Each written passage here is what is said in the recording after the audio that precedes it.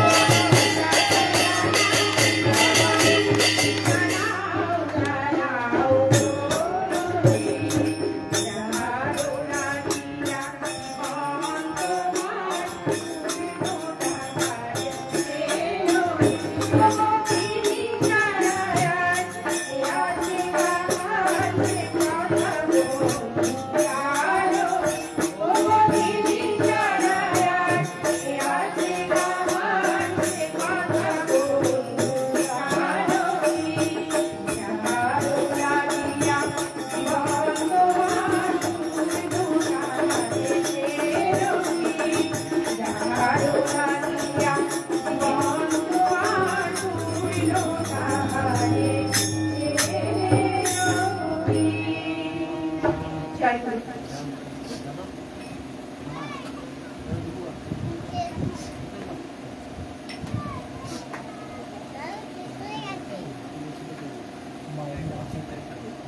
করে পরে ঠিক আছে।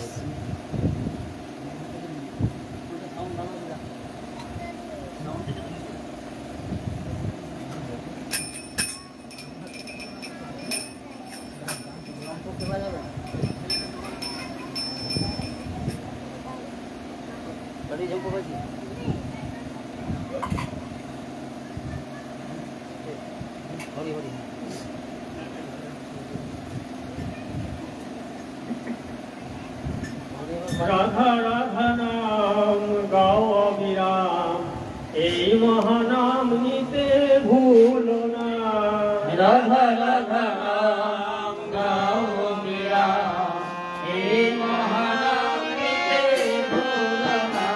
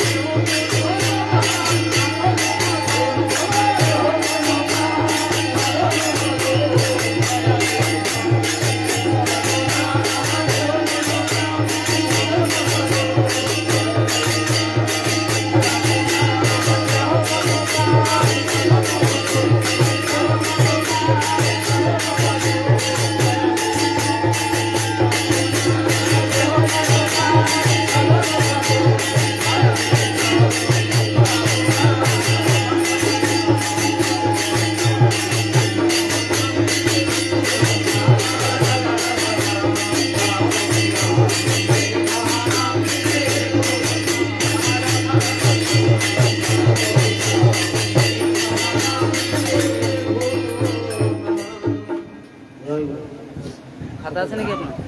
খাতা এনেছেন? কই কি দেখবি?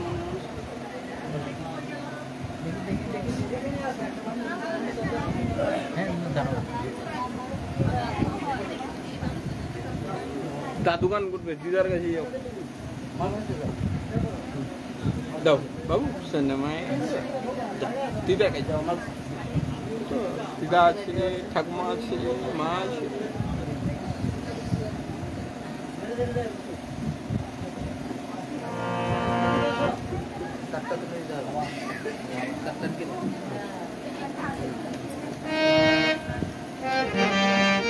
কৃষ্ণকে নারদ জিজ্ঞাসা করেছেন, প্রভু তুমি কোথায় কখন কিভাবে থাকো আমি কিছুই বুঝতে পারি না, এবং আমি যখন তোমার খুঁজে বেড়াই তখন তোমার দেখা সবসময় মেলেও না, তুমি কোথাও থাকো ঠাকুর একবার বলো না।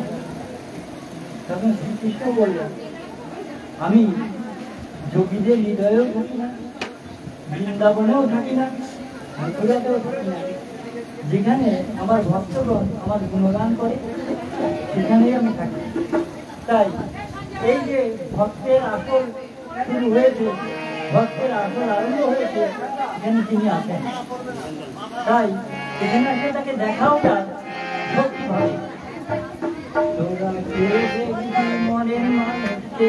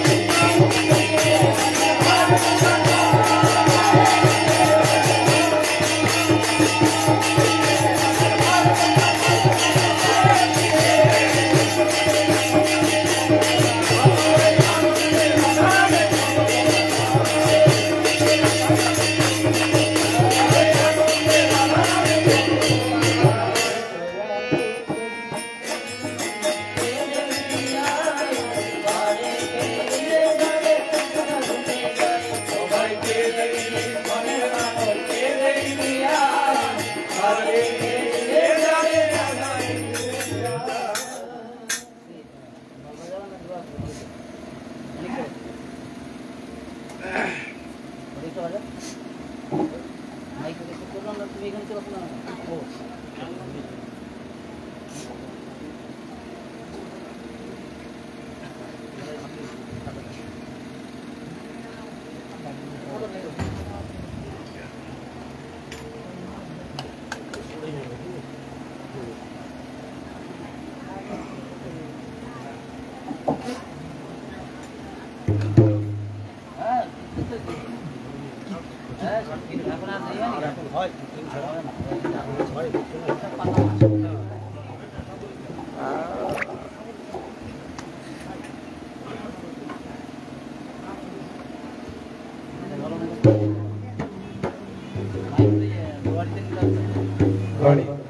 গাড়ি আমি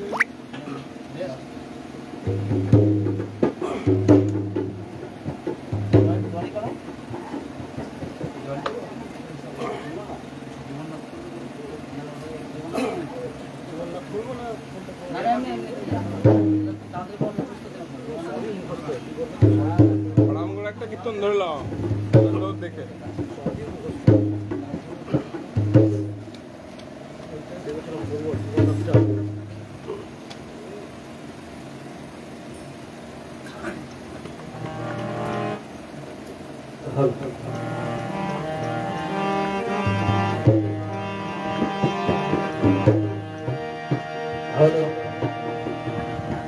বৃন্দাবনে প্রাণীর ঠাকুর এলো নতুন বৃন্দাবনে বৃন্দাবনে প্রাণীর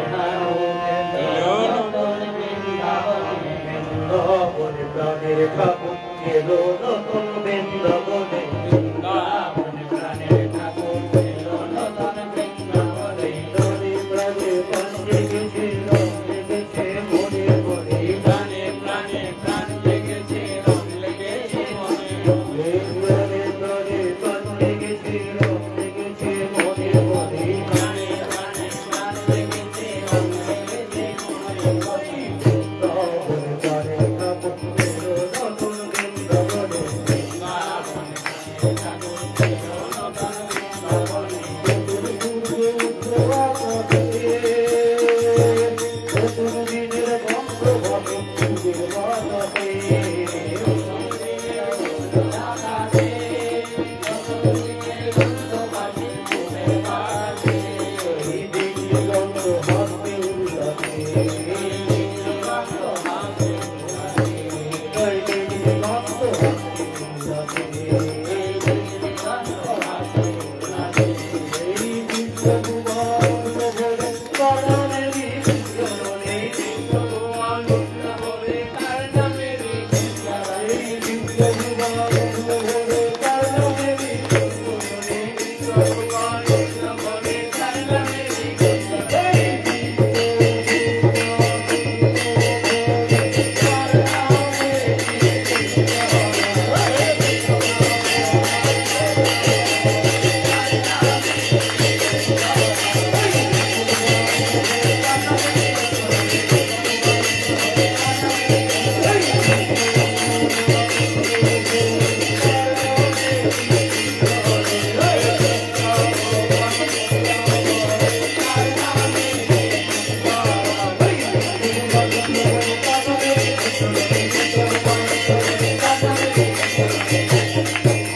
বৃন্দাবনে প্রাণীর ঠাকুর এলো নতুন বৃন্দাবনে বৃন্দাবনে প্রাণীর ঠাকুর এলো নতুন বৃন্দাবনে প্রাণে প্রাণে প্রাণ লেগেছে রং লেগেছে মনে মনে প্রাণে প্রাণে প্রাণ লেগেছে রং লেগেছে মনে বৃন্দাবনে প্রাণীর ঠাকুর এলো নতুন বৃন্দাবনে বৃন্দাবনে প্রাণীর ঠাকুর এলো নতুন বৃন্দাবনে তোরা সবাই একটু রাজবাড়ি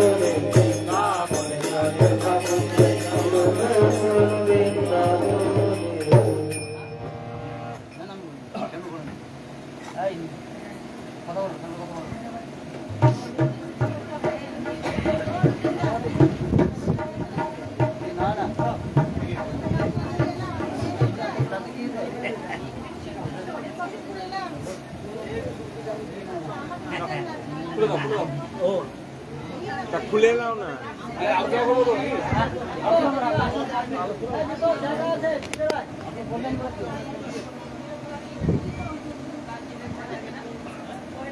পরম দয়াল শ্রী ঠাকুরের আতুল চরণে কোটি কোটি প্রণাম জানাই পরমাত্মা লক্ষ্মী স্বরূপিণী শ্রী বরমানাঙা চরণে প্রণাম জানাই পরম পূজ্য পাদ ও শ্রী বরজাত চরণে প্রণাম জানাই পরম পূজ্য পাদ ও শ্রী আচার্যদেবের চরণে উপস্থিত শ্রদ্ধেয় দাদারা কল্যাণময়ী মায়েরা ছোট ছোট ভাই বোনেরা যথাযোগ্য স্থানে আমার শ্রদ্ধা ভক্তি ভালোবাসা জয় গুরু। আজকে আজকে শ্রদ্ধেয় গৌরাঙ্গ পালদার গৃহে সৎসঙ্গের আয়োজন।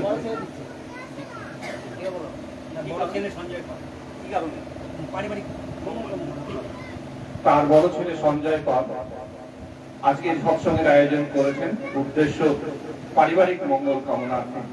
আমি প্রভুর আতুল চরণে তার এবং তার পরিবারবর্গ মঙ্গল প্রার্থনা করি, সঙ্গে পারিপার্শ্বিক আত্মীয় স্বজন বন্ধু বান্ধব এখানে যারা উপস্থিত হতে পেরেছেন বা কোনো কারণে হতে পারেননি, মাইকে শুনছেন, আমি প্রত্যেকের মঙ্গল প্রার্থনা করি প্রভুর আতুল চরণে। একটু আগে একটা গান হলো, বৃন্দাবনে প্রাণের ঠাকুর এলো নতুন বৃন্দাবন। এই বৃন্দাবন কথার অর্থ প্রভু বলছেন যেখানে আমার গুণকীর্তন হয় সেটাই বৃন্দাবন। অর্থাৎ এখানে যখন প্রভুর গুণকীর্তন হচ্ছে এটাকে বৃন্দাবন বলা যেতে পারে। তাহলে ঠাকুর চেয়েছেন প্রথমে আমার জীবনটা যদি আমি বৃন্দাবনে থাকতে চাই তাহলে কি হতে হয়? দেবতা হতে হয়। তাহলে আমার জীবনটাকে যদি আমি প্রভুর গুণকীর্তন করে যথোপযুক্ত না হয়ে উঠতে পারি তাহলে কিন্তু আমি প্রভুর হতে পারবো না। তাই তিনি এসেছেন নতুন করে, নতুন সিলেবাস নিয়ে, যজন যাজন ইষ্টবিধি সুস্থায়ী সদাচার, এই পঞ্চমে তিনি এসেছেন। আমরা প্রত্যেকে যেন তার হয়ে উঠি এই গুণকীর্তনের মধ্য দিয়ে। তাহলে আমরা যদি তার হয়ে উঠি তাহলে আমাদের যে চাওয়া পাওয়া গুলো, জীবন যশ বৃদ্ধি, কেউ পড়াশোনা হচ্ছে না, স্টুডেন্ট ছেলে মা বাবা চিন্তিত ঠিক মতো পড়াশোনা করছে না, বা স্বামী স্ত্রীকে ঝগড়া হচ্ছে, বা পারিপার্শ্বিক ঝগড়া হচ্ছে, বা অসুখ বিসুখ বিভিন্ন সমস্যা বিভিন্ন বাড়ি, মূল একটাই কারণ, সেটা হচ্ছে প্রভুর না হয়ে ওঠা। একটাই কারণ, মূল কারণ। সেই জন্য তিনি এসেছে নতুন করে আমরা যেন নিজেরা হয়ে উঠি, এবং যারা এখনো প্রভুর সঙ্গে স্ট্যান্ডার্ড করেনি, জীবনটাকে আত্মসমর্পণ করেনি, তারা যেন ছলে বলে কৌশলে, আমার পারিপার্শ্বিক হোক বা বাড়ির কেউ হোক বা বন্ধু বান্ধব হোক বা অফিসে কাজ করি স্টাফরা হোক, যেখানে হোক আমি আমার প্রভুর কথা বলবো। যেখানে প্রভুর কথা বলবো সেখানে কিন্তু প্রভু উপস্থিত থাকে না। তাহলে আমার কাজ হচ্ছে প্রত্যেককে আপন করে নেওয়া। তার একটাই সূত্র হচ্ছে প্রভুকে সঙ্গে রেখে। তাই তিনি এসেছেন এই যজন যাজন ইষ্টবিধি সুস্থায়ী সদাচার নিয়ে। আগে এই গৃহটাকে বলা হতো দেবালয়, মন্দির। কেন বলা হতো? আর্য ভারতবর্ষ যখন ছিল তখন সেই মানুষগুলো দেবতা বা দেবীর মতো হয়ে থাকত এই পঞ্চনীতি পালনের মধ্য দিয়ে। তাই আগে ঘর বা বাড়ি বলা হতো না, দেবালয় বা মন্দির বলা হতো। কিন্তু এখন বাড়িগুলো কামিনী কাঞ্চনের একটা পাহাড় হয়ে উঠেছে। অনেকে বলে ভূতের বাড়ি। ভূত কোথায় থাকে? বলে বন জঙ্গলে থাকে। কেন হয়? অপমৃত্যু হলে হয়। তাহলে আমরা যদি কোনো চলতে গিয়ে বদস্করণ হয় তাহলে সেই মানুষগুলোকে আবার মনুষ্যতে ফিরিয়ে আনাই হচ্ছে আমাদের কাজ, সৎসঙ্গীদের কাজ, যাতে তাদের আবার নতুন করে জীবন যশ বৃদ্ধি হয়। তাই তিনি এসেছেন এবং সঙ্গে তিনি আচার্য নির্দেশ, আচার্যকে নিয়ে এসেছেন। তিনি বলেছেন 10,000 বছর আসা লাগবে না, এই আচার্য পরম্পরার মধ্য দিয়ে চলবে। তাই আচার্য নির্দেশ মানে হচ্ছে ইষ্ট নির্দেশ। সেই বিশ্বাসের সঙ্গে সেই আচার্য নির্দেশ যদি আমরা যথাযথ পালন করি তাহলে কিন্তু আমাদের জানা অজানা অনেক অমঙ্গলকে কেটে গিয়ে আমরা কিন্তু সুন্দরে থাকতে পারবো, মঙ্গলে থাকতে পারবো। একটু আগে, কয়েকদিন আগে একটা ছেলে বলছিলেন যে দাদা আমার আঙুলের কাটা ভালো হচ্ছে না, পরম পূজ্য পদ বর্তাকে। বললেন কেন ডাক্তার দেখাসনি? বললেন হ্যাঁ দেখিয়েছি কিন্তু ভালো হচ্ছে না। তিনি সেই প্রসঙ্গ বাদ দিয়ে বললেন আচ্ছা তোদের ওখানে একটা মন্দির হতে পারে না? তিনি সব জায়গায় দেখতে পান, বিশ্ব দুনিয়াকে দেখতে পান এক জায়গায় বসে, এমনকি একটা পিঁপড়েকেও দেখতে পান। পরে আসছি পিঁপড়েকে দেখতে পান তার গর্ভধারণের সময়। তো তিনি বললেন অমুক জায়গায় তোদের বাড়ির অমুক দূরে একটা জায়গা আছে, সেখানে একটা মন্দির হতে পারে। বললো আগে আপনি আদেশ করলেই হতে পারে। তো তিনি যেমন যেমন পরামর্শ দিলেন জায়গা কিনলেন এবং আস্তে আস্তে মন্দির তৈরি হলো, মন্দির উদ্বোধন হলো। ওই প্রসঙ্গটা থেকে গেল। কিন্তু দেখুন তিনি জানেন মন্দির যেমন যেমন উদ্বোধন হলো তার খাটা কিন্তু আবার শুকিয়ে গেল। তিনি পরে এসে সেই ছেলেটা দাদাকে বললেন দাদা কেমন হলো? আমি অনেক ডাক্তার দেখেছি ভালো হয়নি, কিন্তু আপনি যেমন যেমন নির্দেশ করলেন মন্দির হতে তৈরি করতে গিয়ে আমি কেমন করলাম, কিন্তু খাটা আবার ঠিক হয়ে গেল। বললো তুই পূর্ব জন্মে কোন একটা কুকর্ম কোন একটা প্রাণীকে মেরেছেন, তার ফলে এই জন্মে সে খাটা হয়েছে। কিন্তু দেখুন তিনি বর্তমান ভবিষ্যৎ, অতীত বর্তমান ভবিষ্যৎ দেখতে পান। তাই তিনি সেই প্রসঙ্গ বাদ দিয়ে কিসের তার সমাধান হবে সেই পথটা আঁকলে দিলেন। তাহলে আমাদের বিশ্বাস রাখতে হবে তার প্রতি। তিনি যে আচার্য নির্দেশ যে বিভাগের কাজ হচ্ছে, এটা আমাদেরকে বিশ্বাসের সঙ্গে নিষ্ঠা ভক্তির সঙ্গে তিনি আর বলেন না আমাদের কি অসুখ আছে। তাই আমরা বিশ্বাসের সঙ্গে যদি সেই ইষ্ট নির্দেশ পালন করি, ঠাকুর বলছেন যে যত তাড়াতাড়ি সেই নির্দেশ পালন করবে তার সেই ফল তত তাড়াতাড়ি পাবে। আর কেউ দেখছি দেখবো তাহলে সে পিছিয়ে পড়বে, সেটাও একটা ঘটনা আছে। ঠাকুরের কথা বলতে গিয়ে একটার পর একটা ঘটনা মনে পড়ে যায়। তাহলে আমাদের কাজ হচ্ছে বিশ্বাসের সঙ্গে হনুমান যা করতেন এক লাফিয়ে পড়তেন। প্রভু বলছেন, প্রভু রাম বলছেন হনুমান আমি যুদ্ধ করবো না রাবণের সঙ্গে, আমার অত সৈন্য নেই। হনুমান বলছেন প্রভু আপনি শুধু দাঁড়িয়ে থাকবেন, যুদ্ধ আমি করবো, আমার উপর ছেড়ে দিন। কেন তিনি বলেছিলেন? কারণ তার দুঃখ অনুভব করেছিলেন যে মা সীতাকে হারিয়ে তিনি কি কাতর আছেন, কি দুঃখে আছেন, সেই দুঃখ নিবারণ করা হচ্ছে আমার কাজ। তাই তিনি সমস্ত দায়িত্ব নিজ কাঁধে তুলে নিয়েছিলেন এবং সফল হয়েছিলেন প্রভু রামের আশীর্বাদে। তাহলে যত সমস্যায় থাক প্রভুর যে কাজগুলো আছে, আপনারা অনেকবার অনেকদিন শুনেছেন, পরম অনেক এক ভক্ত বলবো প্রভু ঠাকুরকে যে এত বাণী এত গ্রন্থ লিখেছেন কার জন্য? কেউ বলছেন মঙ্গলের জন্য, বিশ্ববাসীর মঙ্গল কামনার্থে। বিভিন্ন জন বলে যাচ্ছে। তো বললো বড় খোকাকে ডাক। বড় খোকা এসে বললেন এই বড় খোকা এই যে এত গ্রন্থ লিখেছি এত বাণী লিখেছি কার জন্য? বললো ঠাকুর সব আমার জন্য। তাহলে আমাকে পিছিয়ে যদি বিভাগের কাজ, অমুক জন তো আমাকে নথি পাঠায়নি, অমুক জন তো আমাকে বলেনি, এটা মানে অজুহাত, সে পিছিয়ে পড়বে। আমি যখন কানে শুনেছি বিভাগের কাজ চলছে আচার্য নির্দেশ, তখন আমাকে ছুটে গিয়ে যার সঙ্গে যোগাযোগ করলে সে বিভাগের কাজ হবে, আমাকে আমার দায়িত্ব সেটা ছুটে গিয়ে আমার কাজটা আমাকে করতে হবে। এটা হচ্ছে আচার্য নির্দেশ, ইষ্ট নির্দেশ। তবে কিন্তু আমার মঙ্গল হবে, আগে আমি। ঠাকুর বলে তুমি গেলিস তোমার সব হলো, ইহলোক নাই পরলোক নাই, সব শেষ। তাই তোমাকে আগে সঠিক হতে হবে ঠাকুরের। তাই সেই মনে করি যজন যজন ইষ্টবিধি সুস্থ সদাচার এবং আচার্য নির্দেশ বর্তমানে যে বিভাগের কাজ চলছে, আপনাদের সবাইকে অনুরোধ যারা করছেন এবং যারা করছেন না তাদেরকে নিয়েও উদ্বুদ্ধ করে প্রেরণা দিয়ে ভালোবাসা দিয়ে তারাও যাতে করে সে চেষ্টাও আপনারা করবেন। আশা ভরসা রেখে আপনাদের সবার সর্বাঙ্গীন মঙ্গল প্রার্থনা জানি আলোচনা শেষ করলেন। জয় গুরু, বন্দে পুরুষোত্তম।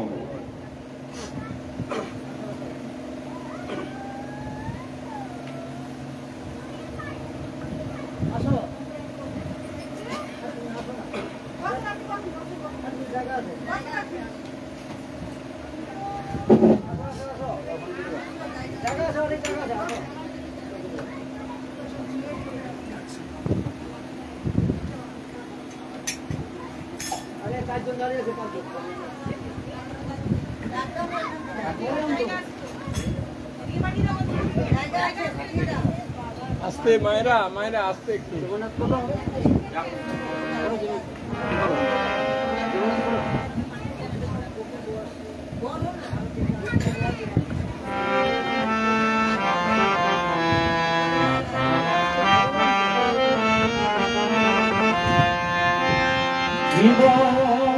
না কই আসিছে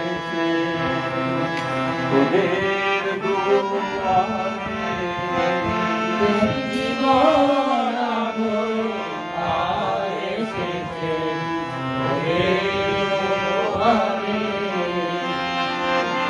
জীবন এসেছে তোদের দুয়ারে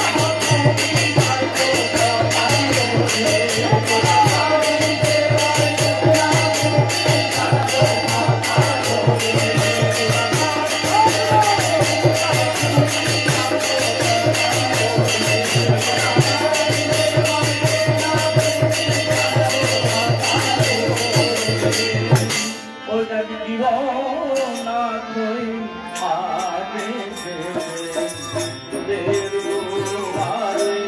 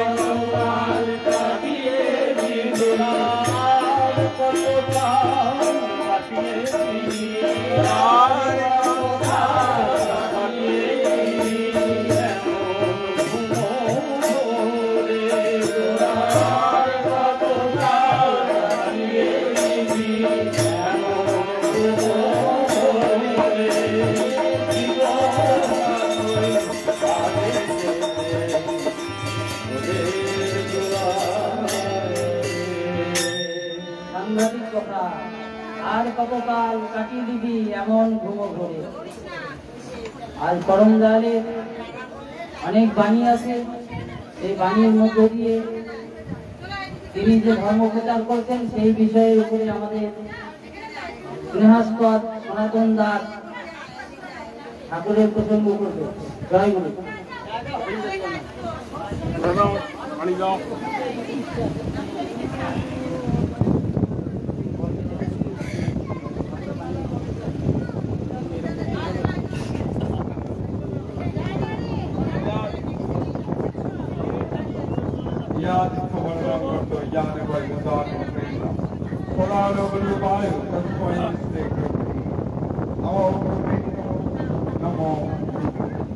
উপস্থিত আমার ইষ্টপ্রাণ গুরুভান কল্যাণ ভাই মাতৃবর্তন প্রত্যেককে আমার আনন্দিত জায়গা, যারা ছোট ছোট সবাইকে আমার স্নেহাশীল ধন্যবাদ। তো বিষয় এই সৎসঙ্গের যে কারণ, সৎসঙ্গ যাওয়ার উদ্দেশ্য, পূর্ববর্তী এবং সৎসঙ্গের পরিচালক তিনি ইতিপূর্বে জানিয়েছেন, আমরা জেনে গেছি, ওইদিকে আমি যাচ্ছি না। জীবন নাথে গাটা কি হয়ে যায়, আজ এসেছে জীবন না করে আজ এসেছে তোদের দুয়ারে। আজকে প্রভু জগন্নাথ রথযাত্রা, চারিদিকে আমি আস্তে আস্তে দেখতে পেলাম অনেকগুলো রথ বেরিয়েছে। মানুষ সব এবং ধর্ম ধর্ম একটা ভাব। আজকে প্রভুর ওই রথযাত্রার সঙ্গে তা কেমন মেতে উঠেছে, এরকম একটা গান কীর্তনে তারা মুখর হয়ে উঠেছে। তাই ঠাকুর বাণীতে বললেন, জীবন নাথকে ফেলে রেখে জগন্নাথকে দেখতে গেলে, ঠাকুর জীবননাথকে ফেলে রেখে জগন্নাথকে দেখতে গেলে, জীবননাথই যে তোর জগন্নাথ, অহংকারে তা ভুলে রইলি। বুঝলেন ভাইয়া, তিনি জগন্নাথ, তিনি যুগের পর যুগ আসেন। ভগবান শ্রীকৃষ্ণ তারপরে এসেছিলেন, তিনি এসে ওই গীতাতে বললেন, যথা যথা হি ধর্মস্ব গ্লানি ভবতি ভারত অভ্যুত্থানাম ধর্মস্ব তদাত্মানাম সিঞ্জম্যাহং পরিত্রাণায় সাধনায় বিনাশায় চতুষ্কৃতম ধর্ম সংস্থাপনার্থম সম্ভাবামি যুগে। তিনি কথা দিলেন, যখনই যখনই ধর্মের গ্লানি হবে এই ভারত ভূমির উপর, তখনই তখনই আমি নিজেকে অবতার রূপে অবতীর্ণ হব। তিনি কলির প্রারম্ভে চৈতন্য মহাপ্রভু আসলেন, যখন সচী মাতাকে কথা দিলেন, তার মা প্রভুর মা সচী দেবী, তাকে তিনি কথা দিলেন, হ্যাঁ সংকীর্তনানন্দে আমি আরো 2 জন্ম হয়ে তোমার পুত্র হয়ে অবিলম্বে আসবো। তিনি কথা দিয়েছিলেন, তিনি পরমদাস শ্রী ঠাকুর অনুকূলচন্দ্র রূপে আসলেন ওই 2 জন অবতারের মধ্যে। আর প্রথম জন শ্রী ঠাকুর রামকৃষ্ণ পরমহংসদেব, তিনি আসলেন, এসে তিনিও ধর্ম প্রচার করলেন। ভক্তদের বললেন, পার্শ্বদের আমি সব জ্ঞান দিলাম না, আমাকে পুনরায় আবার আসতে হবে, আমার দেহ হবে বায়ু কোণের এক দরিদ্র ব্রাহ্মণ পরিবারে। তিনি তাই এসেছেন পরম পিতা আমাদের দয়াল শ্রী ঠাকুর অনুকূলচন্দ্র রূপে। ওই যে বললাম, তিনি নিজেকে প্রকাশ করছেন যে জীবন না যে তো জগন্নাথ, তিনি সেই জগন্নাথ। তাই একটা কথা আছে, আবার বলছে অন্যের বাজায় নিজের থাকে ধর্ম বলে জানিস তাকে। আবার তিনি বললেন ধর্মের সংজ্ঞা। তাই একটা ছোট্ট একটা দৃষ্টান্তের কথা বলছি, ঠাকুরের এই লীলার কথা। ঠাকুরের এক ভক্ত পীযূষ কান্তি, ডাক্তার পীযূষ কান্তি ঘোষ। সেই ডাক্তার পীযূষ কান্তি ঘোষের এক বন্ধু ছিল, মুসলিম বন্ধু। তার নাম ছিল মুক্তার আলী মিয়া। মুক্তার আলী মিয়া সেও ডাক্তার, পিএইচডি করেছে দুজনে। তাই ক্লাসমেট, তাই দুজনের মধ্যে বন্ধুত্ব রয়েছে। তাই মুক্তার আলী, ডাক্তার মুক্তার আলী মিয়া ওই পীযূষ কান্তি ঘোষের সঙ্গে একদিন কথাবর্তনে বলছেন ধর্ম কাকে বলে আপনি জানেন? ধর্মের সংজ্ঞা কি? আমি মুসলিমদের সব থেকে বড় কান্ট্রি আরব, সেইখানে যে ধর্ম প্রচারক, ইসলাম ধর্মের সব থেকে বড় প্রচারক, সব থেকে বড় বক্তা তিনি, তার কাছে গিয়ে জিজ্ঞাসা যখন করলাম যে পৃথিবীর মধ্যে কোন ধর্মটা সব থেকে বড় ধর্ম, তখন সেই ইসলাম ধর্ম প্রচারক, সেই আরব কান্ট্রি, তিনি বলেছিলেন ইসলাম ধর্ম এই পৃথিবীর মধ্যে সর্বশ্রেষ্ঠ ধর্ম, আর বাকি ধর্মগুলো অচ্ছন্ন, মানে অপালনীয়, ওগুলো পঞ্চায়েত, ওগুলো এমনি এমনি এমনি গজিয়ে উঠে, ওগুলো কোনো ধর্ম। বাকি যেসব ধর্ম আছে, হ্যাঁ, ইসলাম ধর্ম, হিন্দু ধর্ম, জৈন ধর্ম, বৌদ্ধ ধর্ম, এগুলো।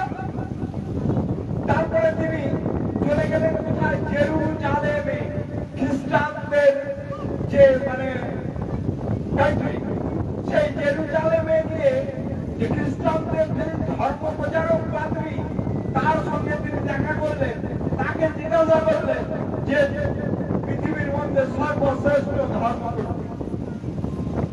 সেই পাদ্রীরা বলছে যে খ্রিস্টান ধর্মই হচ্ছে পৃথিবীর মধ্যে সর্বশ্রেষ্ঠ ধর্ম, বাকি সব ধর্ম অচ্ছন্ন। তারপরে তিনি হিন্দুদের কাছে গেলেন, হিন্দুদের যারা বড় উপাসক বৃন্দাবনের, তার কাছে তিনি গেলেন, গিয়ে বললেন কোন ধর্মটা সব থেকে বড় বলে আপনি মনে করেন? তিনিও বলছেন পৃথিবীর মধ্যে সনাতন ধর্মই হচ্ছে সর্বশ্রেষ্ঠ ধর্ম, আর বাকিগুলো অচ্ছন্ন। সবাই একই কথা বলছেন, প্রত্যেকটা এরকম এরকম ভাবে তিনি গিয়েছেন। তিনি তার প্রশ্নের উত্তর খুঁজে পাননি যে কোন ধর্মটা পালনীয়, কোন ধর্মটা সব থেকে বেশি মানে করে মানুষ পালন করবে, কোন ধর্ম সর্বশ্রেষ্ঠ ধর্ম পৃথিবীর। তাই সেই পীযূষ কান্তি ঘোষ যখন শ্রী ঠাকুর অনুকূলচন্দ্রের শিষ্য ডাক্তার পীযূষ কান্তি ঘোষ সেই পীযূষ কান্তির ফ্রেন্ডের কাছে বলছে যে বন্ধু, যে আমি তার কুল কিনারা খুঁজে পাচ্ছি না, যে ধর্ম কোনটি বড়, তুমি কি বলতে পারো যে কোন ধর্ম বড়? তুমি তোমার বন্ধু, তো বলছে আমি তো বন্ধু বলতে পারবো না। পীযূষ কান্তি ঘোষ বলছে মুক্তার আলী, ডাক্তার মুক্তার আলী মিয়া, তো বলছে আমার গুরুদেব শ্রী ঠাকুর অনুকূলচন্দ্র পাবনায় রয়েছেন, চলুন তার কাছে যাওয়া হলো। শ্রী ঠাকুর অনুকূলচন্দ্রের কাছে যখন ওই একই প্রশ্ন রাখা হলো, তখন প্রফুল্লতা, যিনি বাণী লেখক, ঠাকুরের লেখা, যিনি লিখেছেন বাণী ঠাকুরের, সেই প্রফুল্লতাকে ডেকে পাঠানো হলো। প্রফুল্লতা তখন এসে প্রফুল্লতা যখন আসলো ঠাকুরের সামনে, ধর্মের উপরে আমার কিছু বাণী রয়েছে, সেই বাণীগুলো একটু ওই মুক্তার বাবুকে, একটু মুক্তার ভাইকে শুনিয়ে দাও। তখন বলছে ধর্মে সবাই দীপ্ত রয়, তিনি সেই বাণী গ্রন্থ থেকে তিনি পাঠ করছেন আর শোনাচ্ছেন। ধর্মে সবাই দীপ্ত রয়, ধর্ম জানিস একই হয়, ধর্মে সবাই বাঁচে পারে, সম্প্রদায়টা ধর্ম নয় রে। কর্মের কাজে কর্মের মাঝে ধর্মকে যে পালন করতে পারল না, ধর্মে কর্মে আল্লাহ বিভেদ, পদে পদে তার লাঞ্ছনা। যে আচরণ বাক্য কর্মে বাঁচা বলার উৎস হয় তাকেই জানিস ধর্ম বলে, নইলে ধর্ম কিছুই নয়। অন্যের বাঁচাই নিজের থাকে ধর্ম বলে জানিস তাকে।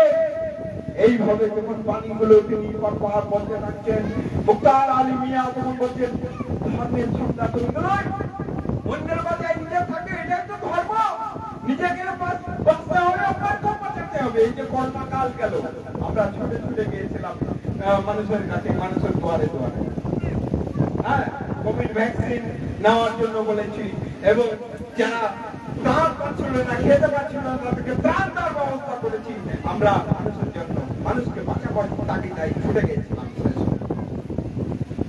তো এই হচ্ছে বিষয়, মানুষ হয়ে মানুষের পাশে দাঁড়ানোই হচ্ছে আমাদের ধর্ম। নাহলে ধর্ম পৃথিবীর মধ্যে কোনো ধর্মই, ওইগুলো সব ঠাকুর বলল যে হিন্দু ধর্ম, মুসলমান ধর্ম, খ্রিস্টান ধর্ম, এগুলোকে একটি মত। শ্রী শ্রী ঠাকুর রামকৃষ্ণ পরমহংসদেব সেই কথা বলেছিল, যত মত তত একই মত। ঠাকুরও তাই বলতো, যেমন একটি মত, কিন্তু পথ একটাই, তো সেই ব্রহ্মের কাছে যাওয়া, সেই নিরাকার ব্রহ্ম যিনি সাকার রূপ ধারণ করে তিনি আসেন। ধর্ম সমস্ত ভাবামি যুগে যুগে।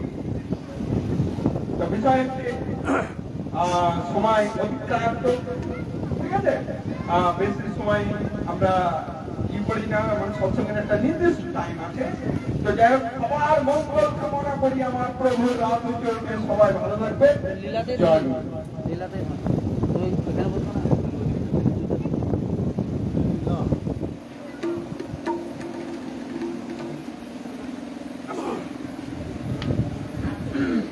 জয় গুরু। কারণ হয়েছে কারণ এতক্ষণ সঙ্গীত এবং কথা কীর্তন খুব সুন্দরভাবে আমরা শুনছিলাম, সময় খুব শেষ। তো আমি কথা কীর্তন এবং সঙ্গীত লীলা মাধ্যম দিয়ে শোনাবো। ঠাকুর অনুকূল চন্দ্র বয়স মাত্র 6 বছর।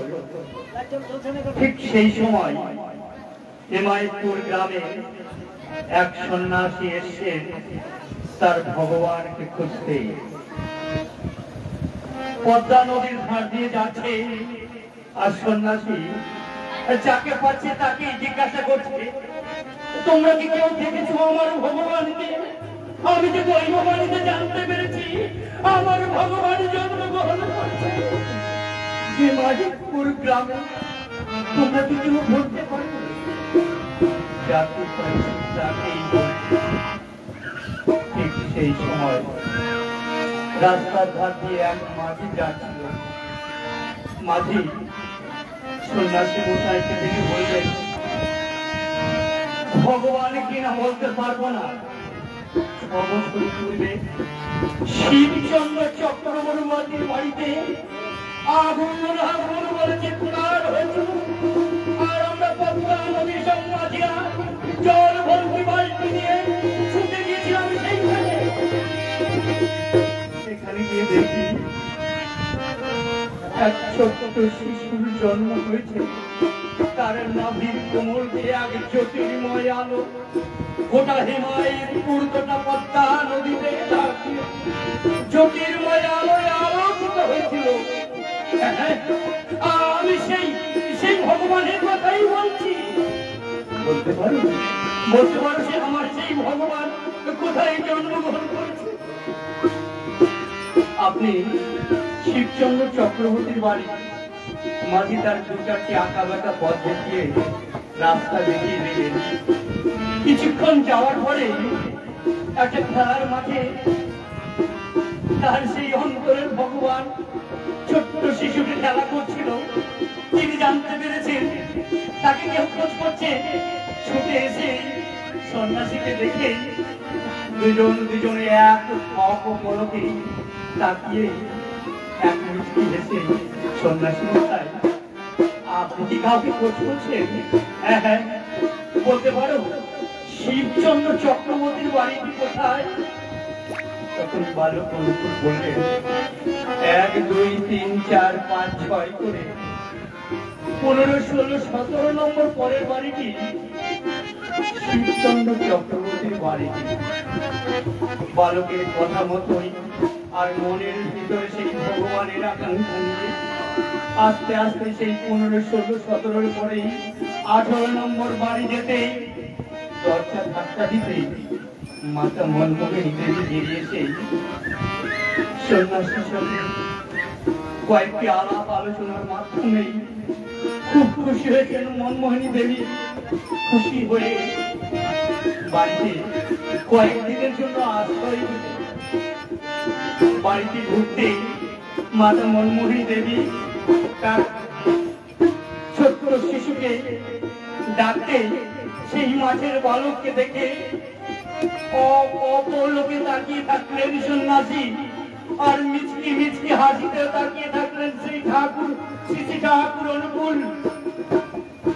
তাকে কিন্তু ভিতরে প্রচুর আনন্দ পেয়ে গেছি আমার ভগবানকে। ঠিক কয়েকদিন যাওয়ার পর মাতা মনমোহিনী দেবী গিয়েছেন নদীর ধারে, আর সেই সুযোগে শ্রী ঠাকুরকে সিংহাসনে বসিয়ে ফুল তুলসী দুব্য দিয়ে তার চরণ পূজা করছে। আর মাতা মনমোহিনী দেবী সখীরা রাস্তার ধার দিয়ে যাচ্ছিল, জানলা দিয়ে দেখছে যে সেই সন্ন্যাসী কিনা বালক অনুকূলকে সিংহাসনে বসিয়ে তার চরণ পূজা করছে। এই দেখে তিনি ছুটছেন সখী বন্ধা, মনু দিদি কি হয়েছে রে সখীগণ, কি হয়েছে? বলছি তুই যে সন্ন্যাসীকে বাড়িতে আশ্রয় দিয়েছিস সেই সন্ন্যাসী কিনা আমার ছেলের অমঙ্গল। না এ তো হতে পারে না, চল চল চল চল দেখি। দেখছে ঠিক তাই, শিশুকে সিংহাসনের উপরে বসিয়ে তার চরণ পূজা করছে সন্ন্যাসী। দেখে সন্ন্যাসীকে বলছেন, সন্ন্যাসী মশাই আপনি পূজা বন্ধ করুন আর এই মুহূর্তে আমার বাসা ত্যাগ করুন। তখন সন্ন্যাসী বললেন, ওগো বিশ্ব জননী,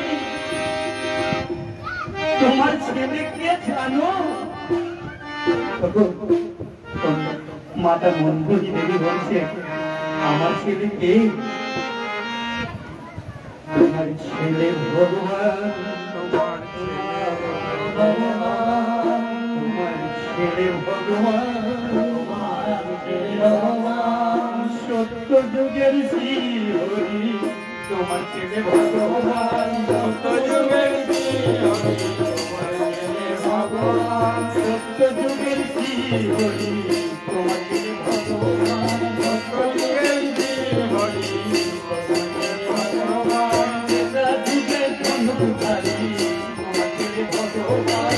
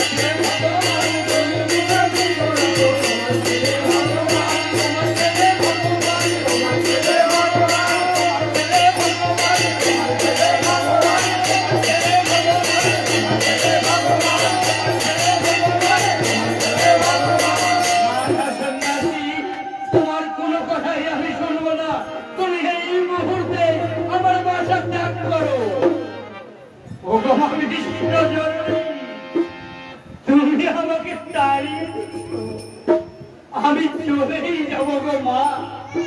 তবে যাবার আগে একটা কথা বলে যাই মা গো, তুমি আজ যাকে দূর দূর করে তাড়িয়ে দিচ্ছ, তোমার বালকের পূজার কারণে।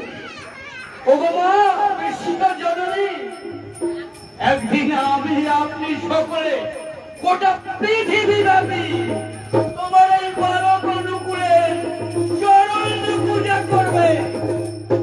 সেদিন কতজনকে মা তুমি তাড়াবে, মা তুমি কতজনকে তাড়াবে। জয় জয়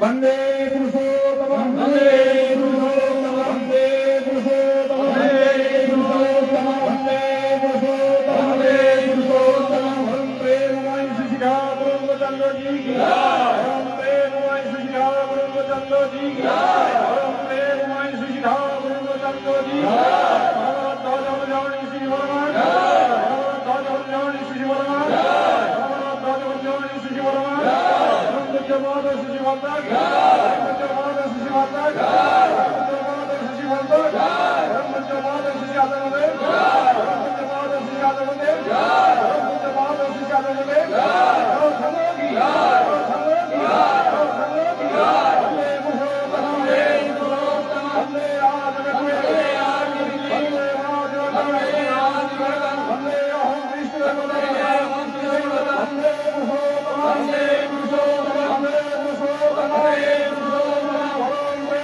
নমামি শিশিকা ব্রহ্মচন্দ্র জি কি জয়।